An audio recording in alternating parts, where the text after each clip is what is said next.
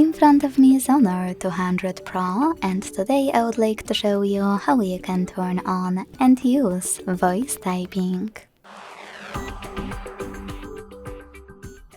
Begin by launching your keyboard and clicking on the microphone icon at the top of it, or microphone icon at the bottom left corner of it.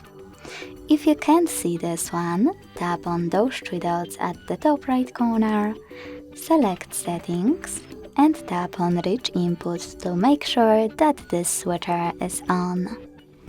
Then go back to your keyboard and click on one of those microphones. Following that, just start typing. As you can see, voice typing is on. If you want to stop, tap on this blue button with a white microphone. Or simply stop talking. To go back to standard keyboard, use this arrow at the top left corner.